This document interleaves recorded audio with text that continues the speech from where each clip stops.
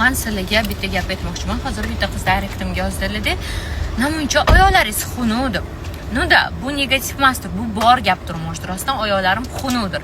Lekin buni bunaqa qilib aytish bu juda ham xunuk holat.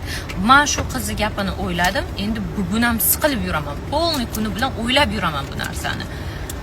Oddiy misol masalan, sizlar to'lacharoq bo'lsangiz, kimdir kelib, "Voy nomchi, semizsan, qanaqa qilib olasizlar?" Bu bor gap-ku, semizsizlar.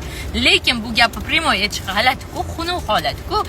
Yaxshi gap, yaxshi narsa ichingizdan chiqara olmayapsizmi? Yomon fikringlarni ham ichingizda olib qovuringlar. Chiqarmanglar, birovni dilini og'ritib, ko'nglini og'ritib. Hozir aytmoqchi bo'lganim, sizlardan iltimos, hozir Instagram juda ham rivojlangan. Yosh blogerlar ko'p. Ko'raman juda ham negativni, bilmayman nimaga. Поддержка qilish o'rniga.